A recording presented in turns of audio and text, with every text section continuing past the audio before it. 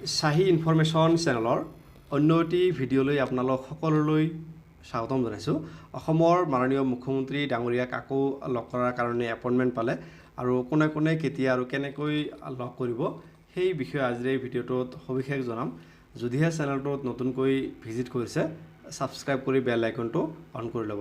আৰু অলপ কেইদিনমান আগতে আমাৰ কেইজনমান সতীৰ্থই অফিচিয়েলি অসমৰ মাননীয় মুখ্যমন্ত্ৰী ডাঙৰীয়াক লগ কৰিছিল আৰু লগ কৰাত যিমানখিনি আমাৰ সমস্যা আছে গোটেইখিনি সমস্যাই অৱগত কৰিছে।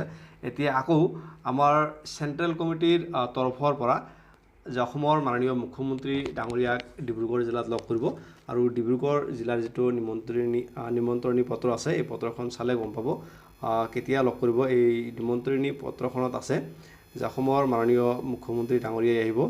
একেবাৰে শেষতে আছে 16 তাৰিখৰ দিনাখন অসমৰ মাননীয় মুখ্যমন্ত্ৰী ডাঙৰীয়াই যে ডিব্ৰুগড়ৰ মানকটা খেলপথাৰত আহিব আৰু আমাৰ চেণ্ট্ৰেল কমিটিৰ তৰফৰ পৰা আৰু কেইজনমান সদস্যই লগ কৰিব।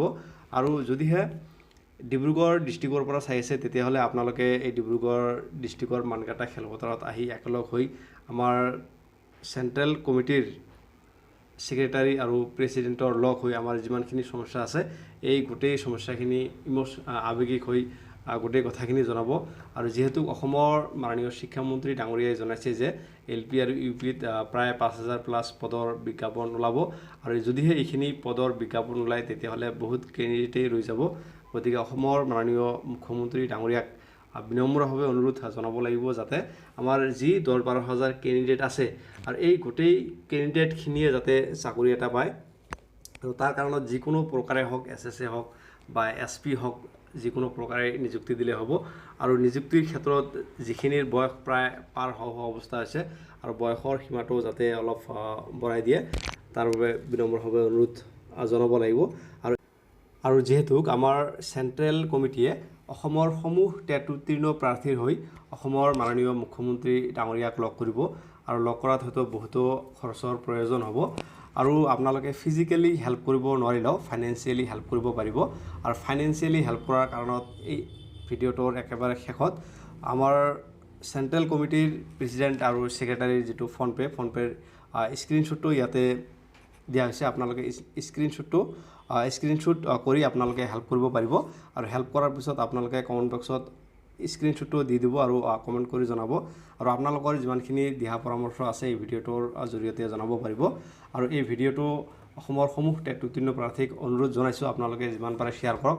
আৰু ডিব্ৰুগড় ডিষ্ট্ৰিক্টৰ পৰা যদিহে চাই আছে গতিকে আপোনালোকে 16 তাৰিখৰ দিনাখন এই মিটিঙত এটেণ্ড কৰক আৰু আমাৰ চেণ্ট্ৰেল কমিটিৰ যিমানখিনি সদস্য প্ৰেছিডেণ্ট ছেক্ৰেটাৰী যাব লগ কৰি আমাৰ যিমানখিনি সমস্যা আছে এই গোটেইখিনি সমস্যা কথা ইম'চনেলি আৱেগিক হৈ অৱগত কৰক।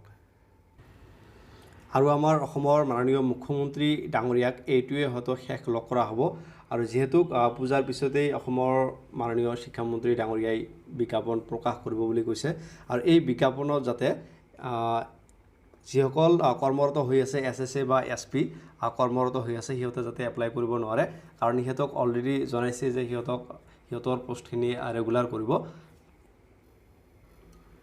আৰু আমি এই চেনেলৰ জৰিয়তে অসমৰ মাননীয় মুখ্যমন্ত্ৰী আৰু শিক্ষামন্ত্ৰী ডাঙৰীয়াক অনুৰোধ জনাইছোঁ যিমানখিনি যি 10-12 কেণ্ডিডেট ৰৈ আছে গোটেইখিনি প্ৰাৰ্থীয়ে যাতে যিকোনো প্ৰকাৰে SP হওক বা SSA হওক নিযুক্তি পায়